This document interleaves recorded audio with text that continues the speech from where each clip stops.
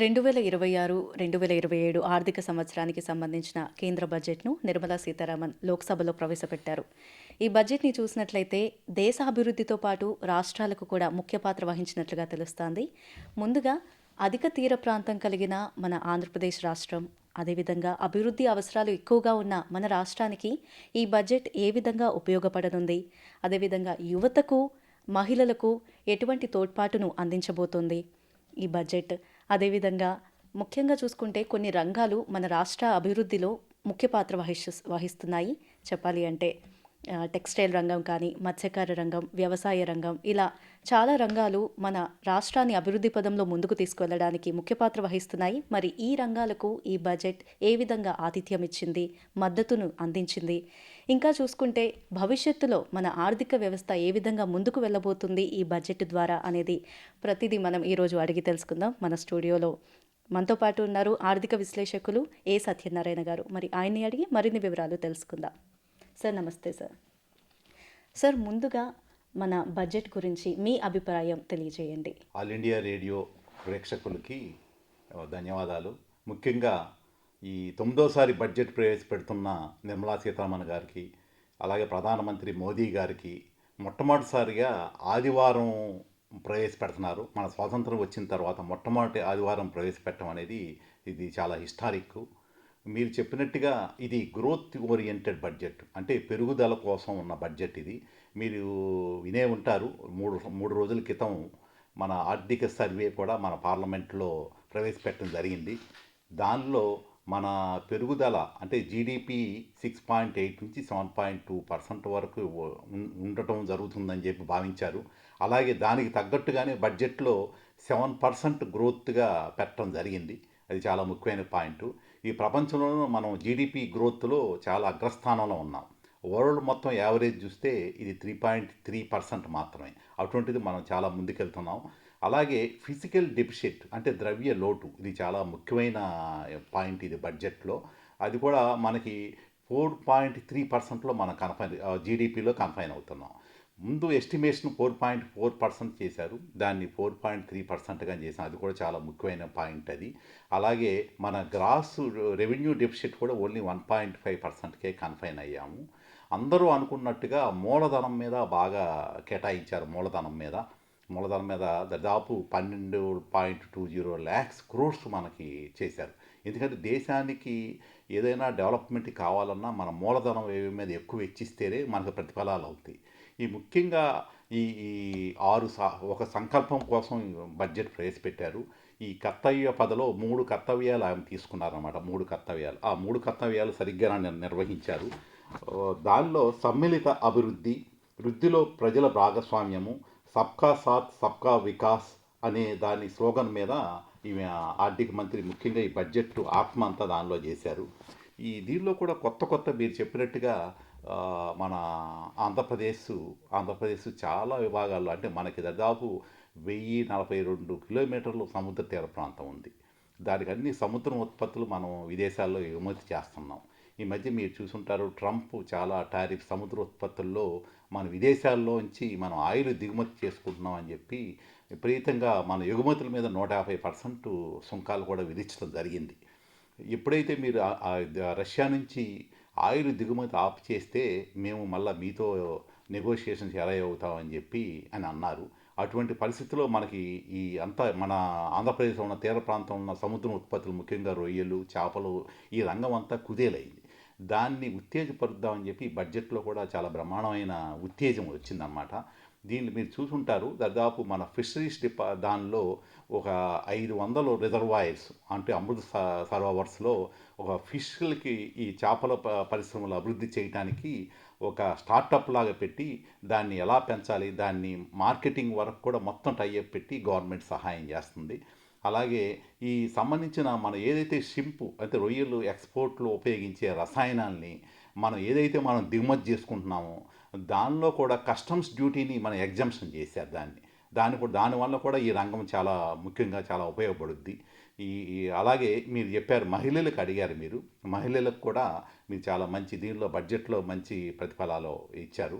ఏదైతే ఉన్నాయో 700 జిల్లాల్లో ఈ మహిళలకి హాస్టల్స్ కూడా ఎవరైతే స్పెషల్ ట్రైన్డ్ స్కిల్ అవుతారో వాళ్ళకి సపరేట్గా హాస్టల్స్ కూడా ఇవ్వటం అవుతుంది. మిగతా రంగాల్లో కూడా మహిళలకు ఊతం ఇచ్చే బడ్జెట్ ఇది. సార్, ఈ ఆర్థిక సంవత్సరానికి సంబంధించిన బడ్జెట్‌లో ప్రత్యక్షంగా కానీ, పరోక్షంగా గానీ మన ఆంధ్రప్రదేశ్‌కు ఎటువంటి ప్రయోజనాలను అందించబోతుంది? ఇప్పుడు డైరెక్ట్గా చూసుంటారు మీరు. డైరెక్ట్గా మనకి మెయిన్ 2 ముఖ్యమైన ప్రధాన ఉన్నాయి. అమరావతి, పోలవరం. అమరావతికి కూడా సుమారు 3,500 కోట్లు మనకి కేటాయించడం జరిగింది. పోలవరం కూడా దాదాపు 1,500 కోట్ల రూపాయలు మనకి కేటాయించడం జరిగింది. ఇది డైరెక్ట్గా కనపడుతుంది.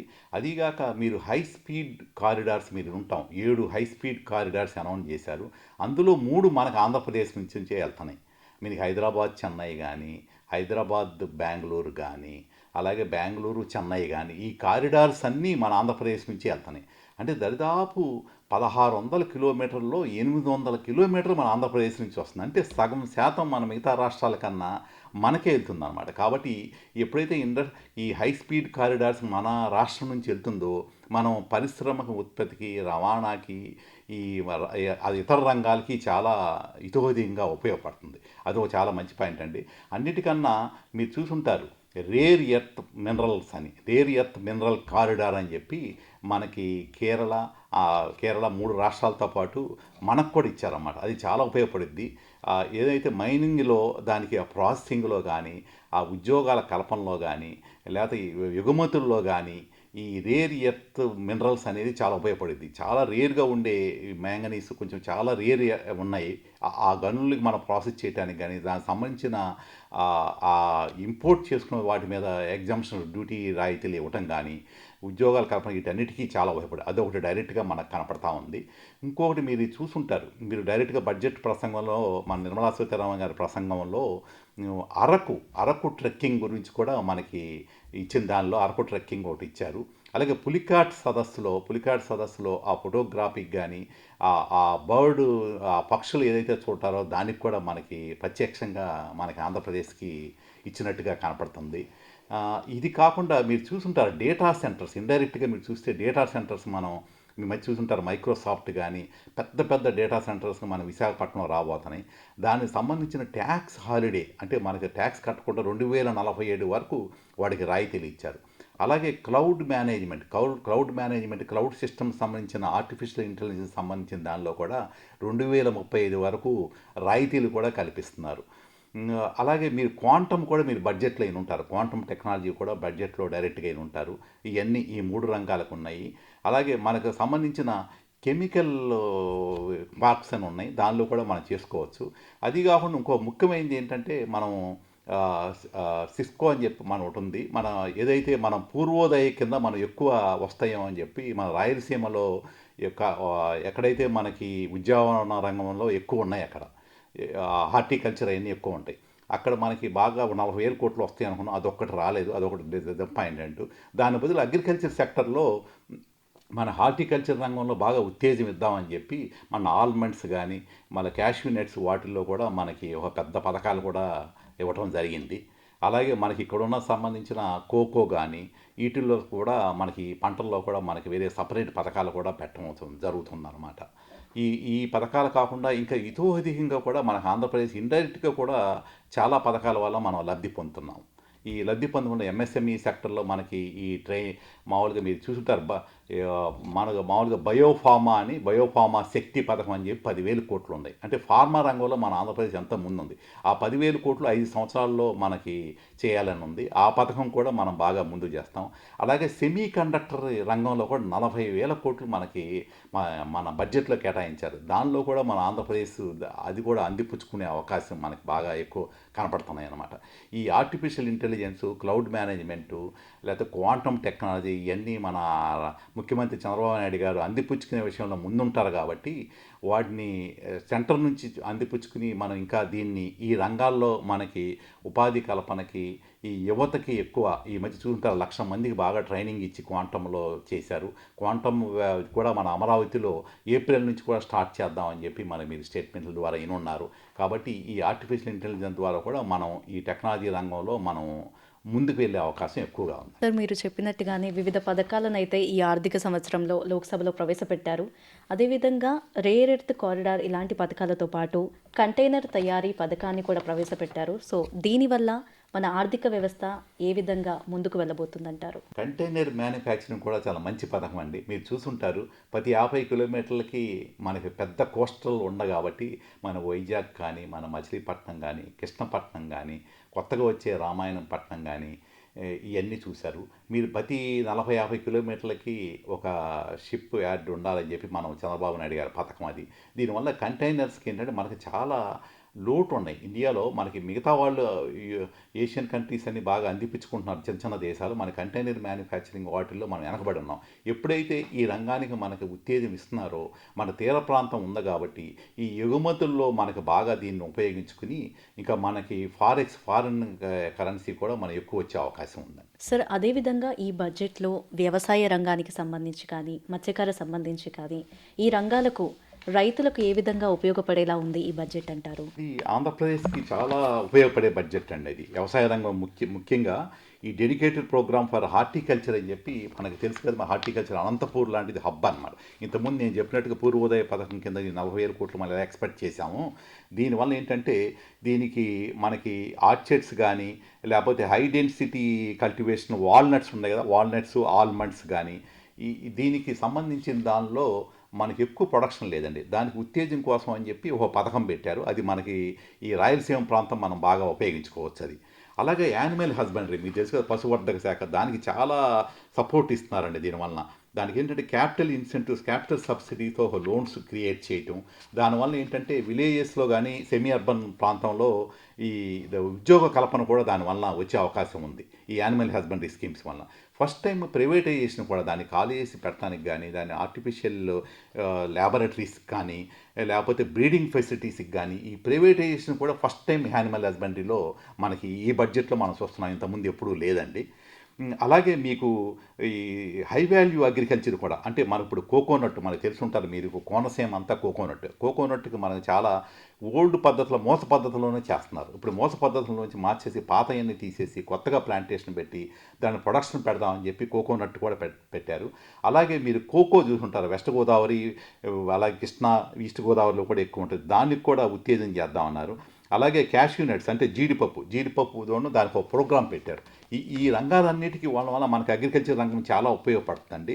అలాగే మీకు ఫిషరీస్, ఇంతకుముందు చెప్పినట్టుగా ఈ చేపల రంగం కూడా మీరు చెప్పినట్టుగా ఇంటిగ్రేట్ చేయబోతున్నారు. ఇంటిగ్రేట్ డెవలప్మెంట్ చేసి దానివల్ల ఏంటంటే ఇప్పుడు ఏదైతే మనం ఇంపోర్ట్ చేసుకుంటున్నామో, మనం ఎక్స్పోర్ట్ చేసుకునే దానికి సంబంధించిన కెమికల్స్ చాలా కావాలి. ఇంపోర్ట్ డ్యూటీస్ కూడా తగ్గించేసి మనకి ఈ సముద్ర ఉత్పత్తులు పెంచే ఉద్దేశంతో చేశారు. ఆ రంగానికి కూడా చాలా ఉత్తేజం ఇస్తున్నారు. అలాగే శాండిల్వుడ్ మీరు చూసుంటారు, మనకి చాలా చూసారు, మనకి అంతే అడవులు మనకి ఎక్కువ చిత్తూరు జిల్లాలు ఇవన్నీ అక్కడ శాండిల్వుడ్ ఉన్నాయి. ఆ శాండిల్వుడ్ కూడా మనకు సపరేట్గా స్కీమ్స్ పెట్టి దానివల్ల ఎక్కువ ఆదాయం వచ్చేట్టు రైతులు కూడా ఆ స్కీమ్ కూడా పెట్టారండి. అలాగే అట్లా వేరియస్ అగ్రికల్చర్ సంబంధించిన ఈ ఇంటిగ్రేటెడ్ ప్రోగ్రామ్స్ అన్నీ ఈ అగ్రికల్చర్ స్కీమ్స్ మనకి చాలా ఉపయోగించుకోవచ్చు. మనకి ముఖ్యంగా ఈ రాయలసీమ ప్రాంతం బాగా ఉపయోగించుకోవచ్చు. అలాగే కోనసీమ ప్రాంతం ఉపయోగించుకోవచ్చు. మన కోస్టల్ కారిడార్ వలన మనకి ఈ చేపల మత్స్య పరిశ్రమ కూడా ఈ బడ్జెట్లో మనం డైరెక్ట్గా చెప్పకపోయినా ఇండైరెక్ట్గా మన ఆంధ్రప్రదేశ్కి చాలా ఉపయోగపడుతుంది. అదేవిధంగా మీరు అన్నట్లు కోనసీమ, ఉద్దానం, ఏలూరు వైపు ఎక్కువగా జీడిపప్పు, కోకో పంటల మీద ఆధారపడి ఉంటూ ఉంటారు. వీటి కోసం కూడా ప్రత్యేకంగా పథకాన్ని ప్రకటించి బడ్జెట్ను కేటాయించారు. ఇంకా ఏ విధంగా రైతులకు ఈ పథకం ఉపయోగపడేలా ఉంది అంటారు? ఇంకా ఎక్కువ హైబ్రిడ్ వెరైటీస్ మనం ఎక్కువ చేయాలండి. అలాగే ఈ చీడ పురుగులు దానివల్ల ఏంటి ఎరువులు ఎక్కువగా వాడుతున్నారు. ఎరువులు కాకుండా ప్రకృతి వ్యవసాయంగా మనం ఎక్కువగా దాన్ని డెవలప్ చేయాలి. ఆ మార్కెటింగ్ ఫెసిలిటీ కూడా మనకి పూర్తిగా ఏంటంటే ఇప్పుడు జీడీ సాగు కానీ లేదా కోకోనట్ కానీ సీజన్లో విపరీతమైన రేట్లు ఉంటాయి. తర్వాత రేట్లు లేక రైతు బాగా నష్టపడుతున్నాడు. మధ్యలో దళారీ ఎక్కువ లాభపడుతున్నారు. ఆ సంబంధించిన మార్కెటింగ్ ఫెసిలిటీస్ పెంచాలి. అలాగే వాల్యూ యాడెడ్, ఇప్పుడు కొబ్బరి పరిశ్రమ ఉందని, కొబ్బరి పరిశ్రమ వలన వాల్యూ యాడెడ్ చేస్తే దాన్ని ప్రాసెస్ చేసి ఎక్స్పోర్ట్ చేస్తే వాళ్ళు ₹10 బదులు ₹100 సంపాదించుకోవచ్చు. అలాగే ఈ క్యాష్యూ నట్స్ కానీ లేకపోతే కోక్ కానీ ఇవన్నీ ప్రాసెసింగు, స్టోరేజు, మార్కెటింగు, ఈ ఎక్స్‌పోర్ట్సు ఇయన్నీ గవర్నమెంట్ ఇంకొంచెం ఎక్కువ చేస్తే రైతులకు కూడా ఆదాయం వస్తుంది. మిగతా కూడా మనకి ఎక్కువ చేసి మనం ఎక్స్‌పోర్ట్ చేసి దాని విదేశీ మారక ద్రవ్యం కూడా మనం సంపాదించే అవకాశం ఉందండి. సార్ అదేవిధంగా ఈ బడ్జెట్ మన రాష్ట్రానికి సంబంధించిన యువతకు నైపుణ్యాభివృద్ధి అవకాశాలు గాని ఎలా ఉండనున్నాయి? మీరు ఇనుంటారు. టూరిజంకి బాగా ఈ బడ్జెట్‌లో బాగా ఎక్కువ అవకాశాలు ఇచ్చారండి. సుమారు 20 సెంటర్‌లో 10,000 మందికి గైడ్స్‌కి ట్రైనింగ్ ఇస్తున్నారు. ఆ 10,000 గైడ్స్‌కి మన స్టేట్‌లో అరకు వాల్యూ లాంటిది, పులికాటు ఇయన్నీ ఉన్నాయి. ఆల్రెడీ మనం ఐడెంటిఫై చేశారు. దాన్ని కూడా ఉపయోగించుకోవచ్చు. యువతకు ముఖ్యంగా మీరు ఎంఎస్ఎంఈ ఎక్కడైతే 2 టైర్ సెంటర్స్, 3 టైర్ టౌన్స్ ఉన్నాయి. దానిలో ఏంటంటే ఫెసిలిటేటింగ్ సెంటర్స్ లాగా పెడుతున్నారు ఎంఎస్ఎంఈ. ఏదైతే ఏంటంటే మనకి కాలేజీకి వచ్చిన తర్వాత ఇండస్ట్రీకి వెళ్ళటానికి వాళ్ళ స్కిల్స్ సరిపోవట్లా. ఈ స్కిల్ సెంటర్స్కి బాగా ఎక్కువ చేస్తున్నారు. 2 టైర్ సెంటర్, 3 టైర్ సెంటర్స్‌లో. వాళ్ళకి కావాల్సిన ఏమైతే కావాలో వాళ్ళన్నీ నేర్పి ఇండస్ట్రీకి పనికొచ్చేట్టుగా డైరెక్ట్‌గా ఉద్యోగాల్లో అబ్జర్వ్ చేసేటట్టుగా చేశారు. ఈ బడ్జెట్టే నిర్మలా సీతారామన్ గారు ఇనుంటారు. ముందుగానే యువశక్తి పథకం అన్నారు. ఇదేంటంటే ముఖ్యంగా ఉత్పాదక పెంచటం, ఉద్యోగాల కల్పనం. ప్రతి సంవత్సరం దాదాపు 1,20,00,000 మంది నిరుద్యోగులు మనకి మార్కెట్లోకి వస్తున్నారు. వీళ్ళందరికీ మనం ఉద్యోగాల కల్పన చేయాలంటే కంపల్సరీగా ఇవన్నీ మనం ఉత్పాదక పెంచాలి. గవర్నమెంట్ కూడా ఈ కల్పన చేయాలి. మనం కూడా మన స్టేట్ గవర్నమెంట్ కూడా 20,00,000 ఉద్యోగాల కల్పన అనేది అదే ఉద్దేశంతో చేస్తున్నారు. మీరు చూసుంటారు. మనకి దేశంలో 25% వరకు డైరెక్ట్‌గా వచ్చిన ఇండస్ట్రీస్ ఇన్వెస్ట్మెంట్స్ అన్నీ ఆంధ్రప్రదేశ్‌కి వచ్చినాయి. దావోస్‌లో గానీ, వైజాగ్‌లో బిజినెస్ కాన్ఫరెన్స్‌లో గానీ అన్నీ వచ్చినాయి. ఏంటంటే వేరియస్ ఉద్యోగాల కల్పనలో కూడా మనం ఆంధ్రప్రదేశ్ ముఖ్యంగా ఈ కల్పన కోసం ఉన్నాం. ఈ స్కిల్ సెంటర్స్ ఎక్కువగా పెట్టనున్నారు. అలాగే మీ టాటా ఇన్నోవేషన్ హబ్ అని చెప్పి మన అమరావతిలో కూడా పెట్టారు. దానివల్ల కూడా ఎవరైతే ఉన్నారో వాళ్ళందరికీ ట్రైనింగ్ ఇవ్వటం. ఈ స్టార్టప్స్ వాళ్ళకు కూడా ట్రైనింగ్ ఇవ్వటం. వాళ్ళకు వచ్చే ప్రోడక్ట్‌ను కూడా వాళ్ళకి గైడ్ చేసి వాళ్ళ ద్వారా మార్కెట్ రిలీజ్ చేయటం ఇటువంటివి ఉన్నాయండి. ఆ స్కిల్ సెంటర్స్ వలన యువతకి ఎక్కువ అవకాశాలు ఉంటాయి. సార్ మీరు చెప్పినట్లే పట్టణాభివృద్ధి కోసం అలాగే గ్రోత్ సెంటర్లకు బడ్జెట్‌లో అయితే నిధులను కేటాయించారు. మరి వీటిలో విశాఖ ఆర్థిక రీజియన్, అలాగే తిరుపతి గ్రోత్ రీజియన్, అమరావతి రీజియన్‌లు వేగంగా అభివృద్ధి చెందే అవకాశం ఉందంటారా? తప్పకుండా అండి. మీరు విశాఖపట్నం చూశారు. చాలా అద్భుతం. ఇదేంటంటే మొత్తం మీరు ప్రపంచం మొత్తం విశాఖపట్నం చూస్తుంది. ఎప్పుడైతే మన పెద్ద పెద్ద బిగ్ డేటా సెంటర్సు, మీ క్లౌడ్ మేనేజ్మెంట్ పెద్ద పెద్దవి వస్తున్నాయో, అంతా మన విశాఖపట్నంలో ప్రపంచంలోనే పెద్ద పెద్ద డేటా సెంటర్స్ అదానీ, అంబానీ, టీసీఎస్‌లు పెద్ద పెద్దవి వస్తున్నాయి. దానివల్ల ఉద్యోగ కల్పన వస్తుంది. వేరే అక్కడ మీకు ఫార్మా రంగం కూడా చాలా మంచి అవకాశాలు ఉన్నాయి. వేరే ఇండస్ట్రీస్ కూడా అదర్ ఇండస్ట్రీస్ కూడా విపరీతంగా ఉన్నాయి. అందుకని economic zones separate economic zone అంటే మన ఆర్థిక రాజధాని విశాఖపట్నం. మన అమరావతి మనకి ఎలా రాజధానో అది ఆర్థిక రాజధాని. మన ఇండియాకి ఢిల్లీ రాజధాని, బాంబే ఆర్థిక రాజధాని లాగా విశాఖపట్నాన్ని మనం ఆర్థిక రాజధానిగా పిలుచుకుంటున్నాం. ఏ ఇండస్ట్రీ వచ్చిందా మీరు అనకాపల్లి అయింది చూడండి. మిట్టల్తో మన స్టీల్ ఫ్యాక్టరీ చాలా పెద్ద ప్రపంచంలోనే పెద్ద స్టీల్ ఫ్యాక్టరీ అక్కడ రాబోతుంది. అలాగే అక్కడ మత్స్య పరిశ్రమ కూడా విపరీతంగా అభివృద్ధి చెందుతుంది. మనకున్న ఆంధ్రప్రదేశ్ కానీ మొత్తం ఆ సీ ఎక్స్పోర్ట్స్ అంతా వైజాగ్ ద్వారానే జరుగుతుంది. మీరు వైజాగ్ కూడా చాలా న్యాచురల్ హార్బర్ అది. న్యాచురల్ హార్బర్ అక్కడున్న ఎక్స్పోర్ట్స్ కూడా అక్కడున్న మన పోర్ట్ కూడా చాలా అభివృద్ధి చెందే అవకాశాలు ఉన్నాయి. కాబట్టి వైజాగ్ గురించి మనకి ఆలోచన లేదండి. అలాగే తిరుపతి మీరు చూసుంటారు. దట్ ఈజ్ ఏంటంటే ఈ మొబైల్ ఫోన్లకి హబ్ లాంటిది అది. మొబైల్ కానీ లేకపోతే ఈ ఎనర్జీ సెక్టర్లో ఉన్న బ్యాటరీ పంప్ స్టోరేజ్ మనకి చెప్తుంటారు. ఎప్పుడు చంద్రబాబు గారు చెప్తుంటారు పంప్ స్టోరేజ్ అని. ఆ లీథియం బ్యాటరీస్ కానీ అవన్నీ మనం ఇంపోర్ట్ చేసుకుంటాం. దానికి సంబంధించిన ఈ మధ్య బడ్జెట్లో కూడా దానికి ఇంపోర్ట్ చేసిన దానిలో కూడా ఆ బ్యాటరీకి సంబంధించిన పరికరాలన్నీ ఆ కస్టమ్స్ డ్యూటీ కూడా మినహాయించారన్నమాట. ఎప్పుడంటే మనం ఇప్పుడు చూసుంటారు మన ఐఫోన్లు కూడా మ్యాక్సిమం మ్యానుఫ్యాక్చరింగ్ చేస్తున్నారు. అక్కడ డిజిటల్ టెక్నాలజీ అని చెప్పి ఉన్నాయి. ఆ స్క్రీన్స్ మన టెలివిజన్ స్క్రీన్స్ కానీ, మొబైల్ స్క్రీన్స్ కానీ మన దేశంలోనే ఎంతో ప్రాముఖ్యత ఉంది. ఆల్మోస్ట్ మన దేశంలో ఉన్న మొబైల్ ఫోన్లో 50% మనకి ఆ తిరుపతి సరౌండింగ్ ఏరియా నుంచే వస్తుంది. ఈ రాయలసీమలో ఉన్న తిరుపతి ఆ టెంపుల్ టూరిజం కానీ లేకపోతే ఈ సంబంధించిన ఎలక్ట్రానిక్ అండ్ హార్డ్వేర్కి హబ్గా తిరుపతి ఉంటుందండి. సార్ అలాగే మన ఆంధ్రప్రదేశ్ రాష్ట్రం వ్యవసాయ, మత్స్యకార రంగాలు ఎలా అయితే అభివృద్ధి పదంలో ఉన్నాయో, అదేవిధంగా చేనేత హస్తకళలకు సంబంధించింది కూడా ఎక్కువగా ముందంజలో ఎప్పుడూ ఉంటుంది. వివిధ రాష్ట్రాలతో పోల్చుకుంటే ఆంధ్రప్రదేశ్ రాష్ట్రం కూడా ముందంజలో ఉంటుంది ఈ రంగంలో. మరి బడ్జెట్‌లో ఈసారి టెక్స్టైల్ పార్కులు అయితే ప్రతిపాదించారు. మరి ఇవి ఏ విధంగా దోహదపడనున్నాయి? చాలా మంచి క్వశ్చన్ అండి. బడ్జెట్లో ఇప్పుడు మెగా టెక్స్టైల్ పార్క్స్ మీరు చూసుంటారు. మెగా టెక్స్టైల్ పార్క్స్ కూడా దానికి చాలా ఉత్తేజం వచ్చేట్టుగా మంచి బడ్జెట్లో మంచి అలాట్ చేశారు. ఆ టెక్స్టైల్ పార్క్స్ మనకు ఆంధ్రప్రదేశ్లో చాలా ఎక్కువ ఉన్నాయి. మీకు దరిదాపు గుంటూరు చుట్టుపక్కల కానీ, విజయవాడ చుట్టుపక్కల కానీ, అలాగే రాయలసీమలో కాళహస్తిలో మెగా టెక్స్టైల్ పార్క్స్ ఇవన్నీ ఉన్నాయి. దానివల్ల మనం మంచి ఎగుమతుల్లో కానీ మంచి ఉపయోగం, ఉద్యోగాల కల్పనలో కానీ, లేకపోతే ఎక్స్పోర్ట్స్లో బాగా ఉపయోగించుకోవచ్చు. అలాగే మీరు చేనేత రంగానికి కూడా మంచి పథకాలు కూడా పెట్టారు. ఆ పథకాలు కూడా మనకి ఆ మంగళగిరి చుట్టుపక్కల ప్రాంతంలో ఉంది. నారా లోకేష్ దాని ప్రాతినిధ్యం వహిస్తున్నారు.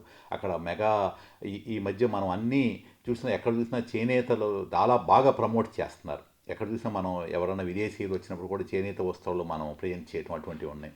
ఎక్కడికక్కడ వాళ్ళని ప్రపంచం మొత్తం మీద వాళ్ళని ఒక పెద్ద చేనేత ఒక బ్రాండ్ ఇమేజ్గా చేస్తున్నారు.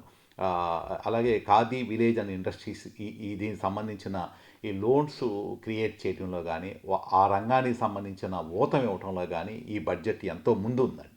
ఇది ముఖ్యంగా మహిళలు ఎక్కువగా ఉంటారు కాబట్టి ఈ మహిళలు ఈ పథకాల వల్ల కూడా ఎక్కువ ముందుకు వెళ్ళే అవకాశం ఉందండి. Sir, agriculture sector, service sector, అలాగే ఇండస్ట్రియల్ సెక్టర్, ఈ 3 సెక్టార్లు ఎలా ఉండబోతున్నాయి ఈ బడ్జెట్ ద్వారా మన రాష్ట్రంలో? మీరు ఇంతకుముందు చెప్పినట్టుగా అగ్రికల్చర్ మనం ఆల్రెడీ అన్నీ వివరించాము. మనకు ఆల్రెడీ 1054 కిలోమీటర్స్ మనకి తీర ప్రాంతం ఉంది కాబట్టి ఈ సముద్ర ఉత్పత్తులకి వలన మనకి మంచి ఉపయోగం జరుగుద్ది. అలాగే మనకి హార్టికల్చర్ కూడా మంచి దీనివలన బాగా ప్రయోజనం చెందుతుంది. అలాగే కొత్తగా పెట్టిన కోకోనట్ కానీ, కోక్ కానీ వీటికి కూడా ఉపయోగపడుతుంది. అలాగే అనుబంధ రంగాలైన యానిమల్ హస్బెండరీ, ఈ ఫిషరీస్ వీటిల్లో కూడా మంచి ఉంది. ఫస్ట్ టైం శాండిల్వుడ్ కూడా ఇచ్చారు. కాబట్టి ఆంధ్రప్రదేశ్ ఈ అగ్రికల్చర్ రంగంలో వస్తుంది.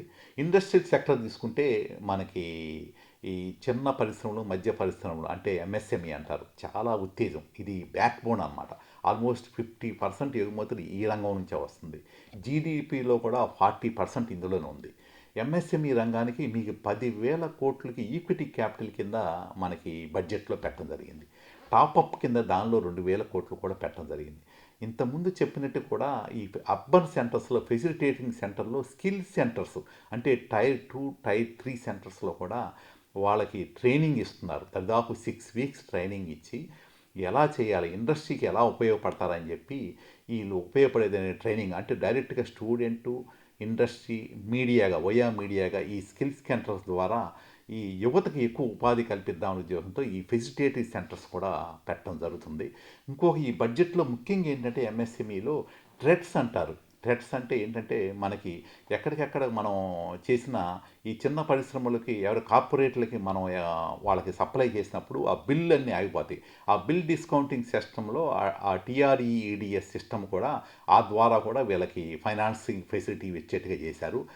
అలాగే బిల్ ఇన్వాయిస్ అని చెప్పి ఫస్ట్ టైం సీజీటీఎంఎస్సి ద్వారా ఈ బిల్ ఇన్వాయిస్ డిస్కౌంటింగ్ సిస్టమ్ అని చెప్పి ఈ ఎంఎస్ఎంఈ రంగానికి ఊతం వస్తుంది. దానివల్ల ఏంటంటే వాళ్ళు ఎక్కడికెక్కడ వాళ్ళ బిల్లులు సప్లై చేసినా కూడా ఈ పబ్లిక్ సెక్టర్ అండర్టేకింగ్స్కి సప్లై చేసినా కూడా ఆ బిల్లులు ఆగిపోతున్నాయి అన్నమాట. దాదాపు రూట్ ప్రకారంగా ఆ జెమ్ ఆ టీఆర్ఈఎస్ ఆ సిస్టమ్ ద్వారా ఈ ఇంటర్ రిలేటెడ్ చేసి వాళ్ళ పేమెంట్ సిస్టమ్ ఎక్కడ ఆగకుండా, వాళ్ళ చెల్లింపులు ఆగకుండా, వాళ్ళ లిక్విడిటీ అంటే వాళ్ళు ఎక్కడ ఎంఎస్ఎంఈలు చాలా చిన్న వాళ్ళు కాబట్టి వాళ్ళ టెక్నాలజీ సపోర్ట్ ఇస్తూ వాళ్ళ పేమెంట్ సిస్టంలో ఆ మార్కెటింగ్ సిస్టంలో కూడా ఆ టీఆర్ఏడిఎసి సిస్టమ్ పెట్టడం అనేది మొట్టమొదటిసారిగా ఇలా జరిగింది. ఆ జెమ్ అనే దానికి ఆ టీఆర్ఏడిఎసి సిస్టము, ఆ బిల్ డిస్కౌంటింగ్ సిస్టమ్ అనేది చాలా వినూత్న పథకం అండి. ఈ బడ్జెట్లో ఈ రంగాలు బాగా అవకాశం ఉందండి. అలాగే టూరిజం కూడా మీరు చూసి ఉంటారు. ఆ టూరిజం కూడా విపరీతమైన ఇన్ఫ్యూజన్ ఇచ్చారు. ఎక్కడైతే ఈ టూరిజం సంబంధించిన దానిలో దాదాపు 2 లక్షల కోట్లు ఈ టూరిజంకి చేయటం జరిగింది ఈ బడ్జెట్లో. అలాగే ఈ వేరియస్ అరకు కానీ, మన పులికాట్ సదస్సులు కానీ, లేకపోతే ఈ ఈ ముఖ్యంగా ఈ వాటర్ వే 20 మార్గాలు కొత్తగా కనిపెట్టారు. 20 మార్గాలు. అలాగే మనకి ఈస్టర్న్ రైల్వే కొంకణ్ నుంచి ఒరిస్సాలో ఉన్న మినరల్ దగ్గర నుంచి అలాగే మనకి గుజరాత్ వరకు కొత్తగా జలమార్గాలు పెట్టడం జరిగింది. ఈ సీ ప్లేన్స్ అని ఇవన్నీ డిఫరెంట్ జలమార్గాలు. ఎప్పుడైతే రైలు మార్గాలు లేకపోతే ఎయిర్ బేస్ ఇవన్నీ కాస్ట్లీ అవుతుందో జలమార్గాలు చాలా చౌక కాబట్టి కొత్త జలమార్గాలు కూడా మనకి 20 మార్గాలు మనకి ఏర్పరచడం జరిగింది. కాబట్టి ఈ రంగాలన్నీ ఈ డైరెక్ట్గా మనకు కనపడకపోయినా అందుకని ఈ బడ్జెట్ని ఫ్యూచరిస్టిక్ బడ్జెట్ అనేది డైరెక్ట్గా మనకు కనపడవు. ఇండైరెక్ట్గా మనకు ఆంధ్రప్రదేశ్ మీద చాలా ప్రభావం ఉంటుంది. ఇవన్నీ మనం అందిపుచ్చుకుని డెఫినెట్గా మన ఆంధ్రప్రదేశ్ ముందుకెళ్తుందని నా ఆశ, నా భావన. అన్ని రంగాలను అభివృద్ధి చేస్తూ 2047 వికసిత్ భారత్‌కి మనమైతే టార్గెట్‌గా పెట్టుకొని ముందుకు వెళ్తున్నాం. మరి మొత్తం మీద ఈ బడ్జెట్ వచ్చేసి వికసిత్ ఆంధ్రప్రదేశ్‌కు ఎంతవరకు దోహదం చేస్తుందని అంటారు? తప్పకుండా అండి. మనకు ముఖ్యంగా అమరావతి అది తొందరగా స్పీడ్‌గా ఇవ్వాలి. దానికి కూడా మనకి యువతం వచ్చింది. పోలవరం కూడా దాదాపు 87% మనం అయిపోయింది. దానికి కూడా తొందరలో ఈ 2027 జూన్‌కి మనకు వాటర్ ఇస్తారు. అలాగే అది కూడా అయిపోతుంది. ఈ railway corridor high speed corridor 7 3 మన ద్వారా వెళ్తుంది. టూరిజంలో కూడా మనకి ప్రిఫరెన్స్ ఇచ్చారు. రేర్ ఎర్త్ మెటల్స్ దానిలో కూడా మనకి ఇచ్చారు. అలాగే మన డి డేటా సెంటర్స్ కూడా దానికి సంబంధించిన ట్యాక్స్ హాలిడే కూడా దాదాపు 2047 వరకు మన ట్యాక్స్ హాలిడే ఇచ్చారు. అలాగే క్లౌడ్ మేనేజ్మెంట్ దానిలో కూడా రాయితీలు ఇచ్చారు. క్వాంటమ్ దానిలో కూడా రాయితీలు ఇచ్చారు. అగ్రికల్చర్ సంబంధించిన మనదంతా అగ్రేరియన్ స్టేట్ కాబట్టి దానికి సంబంధించిన దానిలో మనకి ఉద్యానవన పంటల్లో కూడా మంచి కొత్త పథకాలు ఇచ్చారు. మన బయోఫార్మా కూడా 10,000 కోట్లు మనకి ఆ బయోఫార్మా శక్తి అని కొత్త స్కీమ్ కూడా తీసుకురావడం అయింది. ఈ పథకాలన్నీ మనం ఆంధ్రప్రదేశ్ అందిపుచ్చుకుని మనం పర్ క్యాపిటల్ ఇన్కమ్ మనం ఎప్పుడు చెప్తుంటాం దేశంలో అందరికన్నా ముందు పర్ క్యాపిటల్ ఇన్కమ్ మనం పెంచుకుని మన ఈ ప్రతిఫలాలన్నీ ప్రతి పేదవాడికి కూడా అంది ఈ ప్రతిఫలాలు అప్పుడే మన బడ్జెట్కి ఉపయోగపడుద్దండి. ప్రతి పేదవాడికి ఈ ఫలాలు అందాలి. ఆంధ్రప్రదేశ్ ఇది ముఖ్యంగా ఇది అందిపుచ్చుకుంటుందని నా భావన అండి ఈ బడ్జెట్ ద్వారా. సార్ ధన్యవాదాలు సార్. కేంద్ర బడ్జెట్‌లో ఆంధ్రప్రదేశ్ ఆర్థిక అభివృద్ధికి ఉపయోగపడే పలు అంశాల గురించి మా శ్రోతలకు వివరించారు. ధన్యవాదాలు. ధన్యవాదాలు.